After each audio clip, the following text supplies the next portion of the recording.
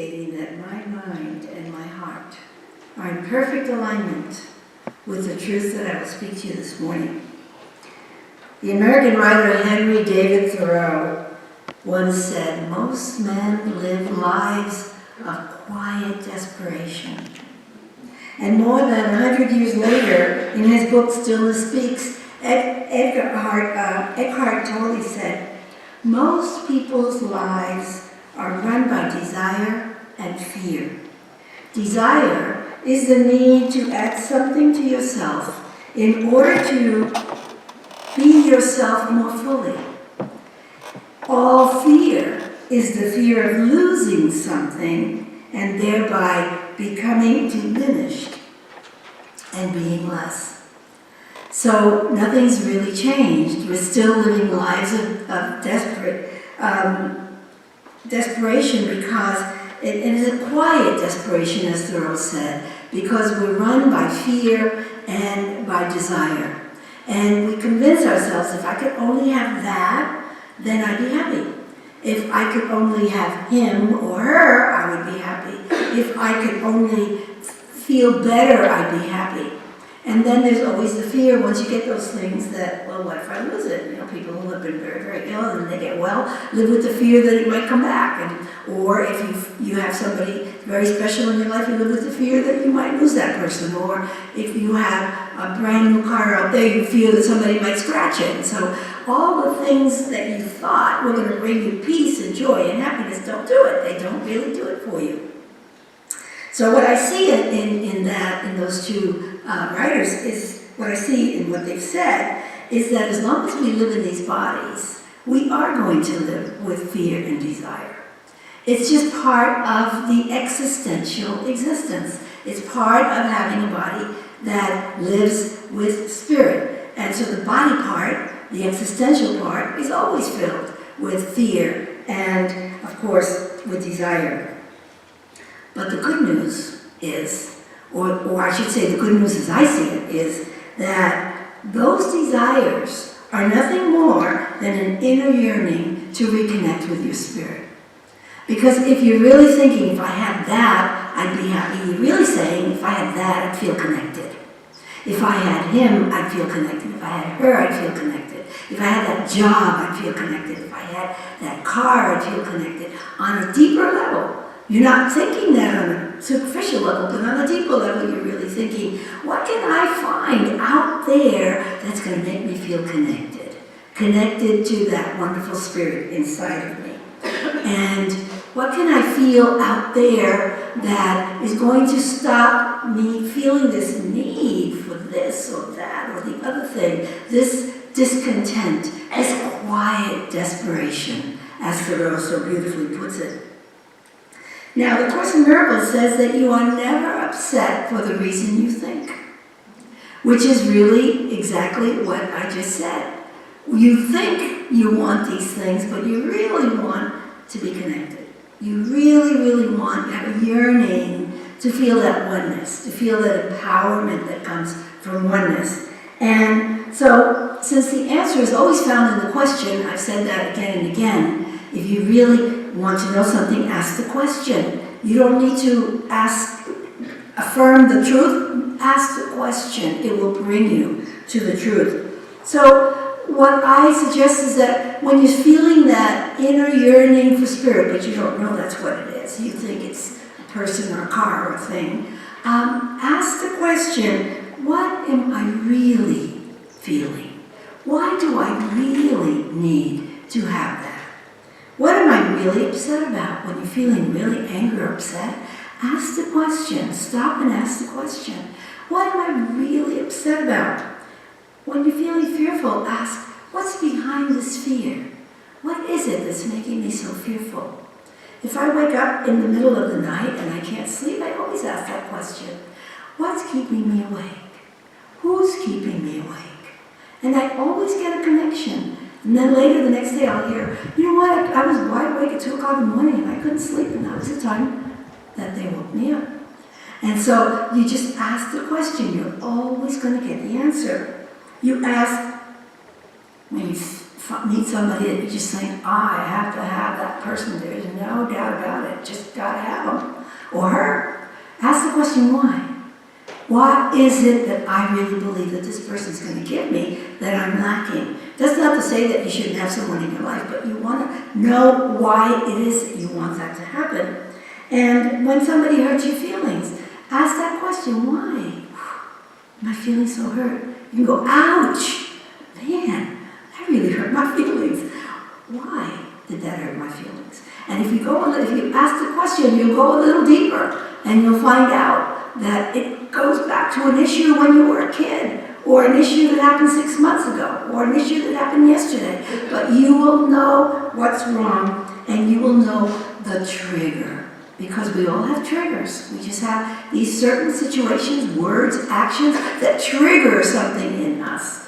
And understanding what that trigger is, whether it's triggering fear, it's triggering anger, it's triggering judgment of yourself or others, or it's triggering a need to be in control, then if you ask the question, it puts you in touch with that spirit inside of you that will explain to you why you have this incredible need to be in control of the situation, or why you have this need to judge yourself.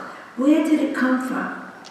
And what happens is, once you start to get the guidance, everything starts to shift in your life. It's not that those triggers are going to go away. Those triggers will probably always be there, because as long as you have a body, those triggers will be there. But the difference is that you'll understand the trigger. You'll understand where it's coming from, and you'll recognize it. You'll say, ooh, there goes that trigger again. I'm not going to let myself get all upset over this. That's just a trigger about something that happened to me way back, and I'm just going to let that go. And once you understand that, you start to move forward, and you find that you'll stop being resistant. Because as long as you're defensive and resistant, you push people away. That's kind of like a wall that says, stay away from me. And yet, what you really want is meaningful relationships. You want them to come and be close to you and love you. But you put up that wall that says, no, don't come near me, stay away from me. And I remember when I was a school teacher, the kids that were most defensive wanted me more than anybody else to recognize them and love them. And yet they push you away to such a point where you didn't really want to be around them. But understanding that would just bring them in. I remember once that I had a big old 6-foot, turned out to be a Marine, and said to me, he called me a witch with a capital B. And I didn't like that. And what really upset me in those days, because I was very young, is he called me an old one. So I called him outside, stepped outside, and I'm looking up to this kid's really big football player, big muscular kid. And I'm sure the students were thinking, what's she going to do with him outside? You know, he's going to beat her up. But I just stood there and I looked at him and I said, have I ever disrespected you? No. Well, then why would you call me that name? And when we were all through, he apologized. We went inside, and he was a great kid. And he used to come to us, when I taught high school, that was the very beginning of the pot rage in schools. And so the kids would come in and they weren't there. They were high, and I taught 5th level English, so they had to be there. And I used to go to him and snap up my fingers like that. Come back with us. And he said, don't do that, Miss J, don't do that. He hated that. And I'd say, well, how are you going to get this? How are you going to pass this class? How are you going to get to college? What's going to happen to you if you don't stop coming in here high? But he begged me not to kick him out. Ordinarily, you just say, okay, this kid belongs in level 3, he shouldn't be in level 5, take him out of my room. But I let him stay there. And many, many, many years later, really many years later, I got a call from my secretary saying there's somebody named so-and-so been trying to reach you. Just says it's an emergency, has to reach you. And it was that kid. He had become a Marine, he had changed his life, he had stopped using drugs, and he wanted to tell me, he wanted to make amends. And he tried everything. He tried finding me when I was still a teacher, and the Board of Education said, no, we can't give information on our teachers. Then somebody said she went off to seminary somewhere, and he tried finding me there, and he couldn't find me there. And then I went off to another ministry somewhere, and he finally connected. And he just wanted to say, Miss J, I want you to know that you made a difference in my life. And that was one of the most powerful things that's ever happened to me in my entire life. Who knew that that kid that was sitting there and got a D in English would someday change his life around because I was kind and loving, because I understood that behind those words, there was some kind of a trigger that was making him hate authority. It wasn't necessarily me. It was something that had to do with him and his life that was making him respond to me in that way. And once I was able to see that, he became a wonderful kid in my room. Did he get a good grade in my class? No, but because he continued to come stoned. But I let him stay. And that's what he appreciated most, was that I let him stay. And so, when you are defensive, you block. But in your defenselessness, you attract to you. And I will say this, that kid was defenseless. He didn't fight me. He didn't, he would just come in and just be there. He wanted to be in that room with us, even though I didn't think he was getting anything out of it, but on some level he was. And that's the beautiful thing. When you stop being defensive, you find that people around you really have something that they need. And your presence of defenselessness is helping them to experience it, even if it's on some level that you're not even aware of, or they're not even aware of. That's why the Course says, in my defenselessness, my safety lies. In my defenselessness, my safety lies. That means that if somebody says, remember one of the Beatitudes, blessed are you when men shall revile you and say all kinds of bad things about you, because you're being defenseless. And when you're being defenseless, the truth always comes up to protect you and to surround you, and you're always okay. But when you're being defensive, you never get to that level because you're always pushing away, always keeping people away from you, and you never, ever, ever feel safe. No matter where you are, there's never a sense of safety for you.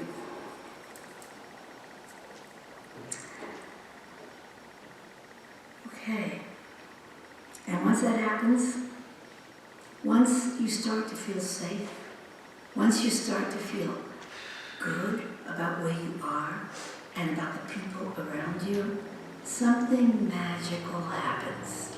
And I can't tell you what day it will happen or how it will happen. I can just tell you that it happens. A spiritual energy between you and the people around you starts to build.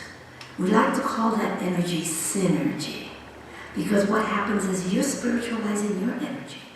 And as you spiritualize your energy, this week on Wednesday night in our class, I showed pictures of what an aura looks like, so they could see an actual picture of my aura, because there's an energy around us. We call it an auric field, and it's there. If you don't believe it, just go into a room where there's a lot of light, and just put your fingers like this in front of you and close your eyes a little bit, and you're going to see a little light around each finger. And that shows you that there is an energy of light around you. And anyway, what happens is that spiritual energy that you start to build connects to other people.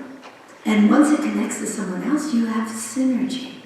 And that synergy starts to lift you, even though you don't realize you're being lifted to another place, to a better place, to a higher place, to a place that allows more space in your life for self-love. Once you're in that synergy, you start loving yourself more. And you start surprised at yourself that you're loving yourself. And you go back and think about when you were 20, you probably were perfect and you hated how fat you were, or how skinny you were, or how short you were, or how tall you were. And you were probably gorgeous. And then you get into your 60s or your 70s and you start to realize wow, I am beautiful just the way I am. I don't need to get thinner or taller or shorter or fatter. I am just right the way I am. Why? Because God light lives in me. And that light surrounds me, creates a synergy that draws others in. And so you're drawn into the light.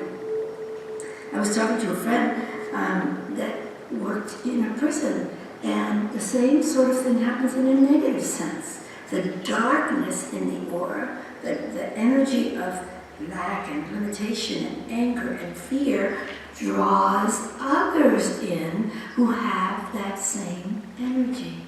And so that's how evil escalates, and that's how you have prison breaks, and that's how it happens all around us. Why not think of it the positive way?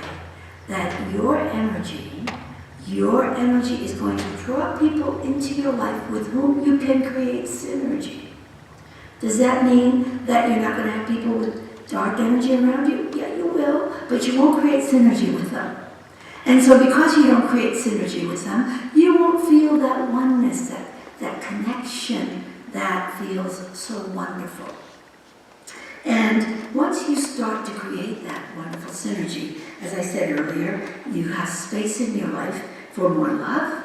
So you find yourself loving more. I heard someone the other day say that her goal was to love unconditionally. That is such an altruistic goal, because that is the greatest goal we can have in this lifetime, is to love unconditionally.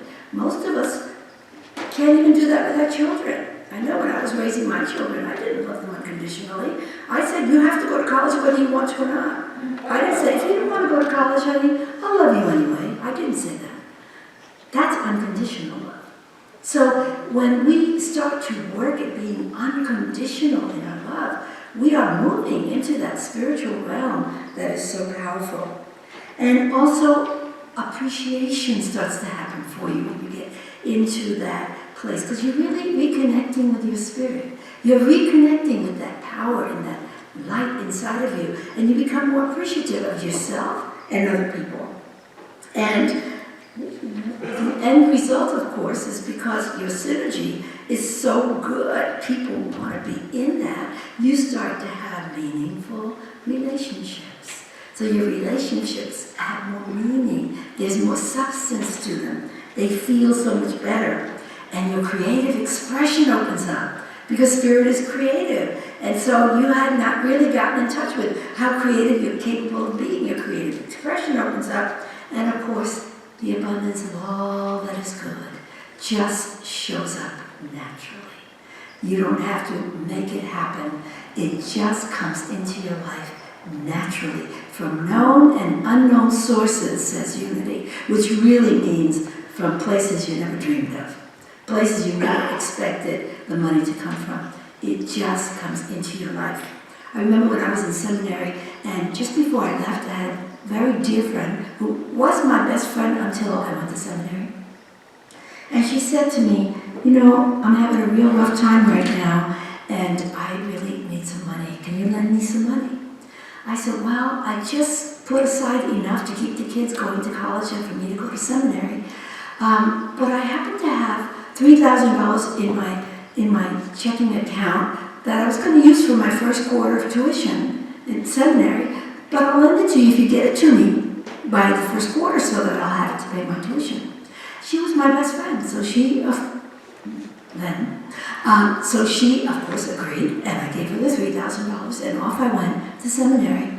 And the first month went by, and I didn't get the money, and the second month went by, and I didn't get the money, and I thought, tuition is rolling around here, and I'm going to have to pay it. So I went to the office, and I said to them, you know, told my story. I gave my money, my tuition money to my friend. The money should be coming any minute now. As soon as it comes, I'll give it to you. And the time came for the tuition, and the money was not there. And by the way, the money never came. And so I didn't know what to do, because all my money was tied up and I didn't have any cash. And I just started building synergy and spreading synergy everywhere I went. And one day, the day after the tuition was due, there was a check in my box. We had mailboxes. An anonymous check for the entire tuition of that quarter from someone who said, this is from Spirit. You don't have to pay it back. That's what happens to us when we start to recognize that we have a spirit inside of us and that we can change the existential plane. We can change the habits, the issues, the triggers that are keeping us from being all that we can be. Wonderful miracles start to happen. And when I say known and unknown sources, I still don't know who put that in my box. So they come from places where you have no idea. Because unity teaches us that Spirit is always working, always within us, working through the mechanism of thought. And your thought becomes a word, and your word becomes an action. And the action is being all that you can be, so you create synergy, and you attract the synergy around you so that anything you need starts to flow in your direction.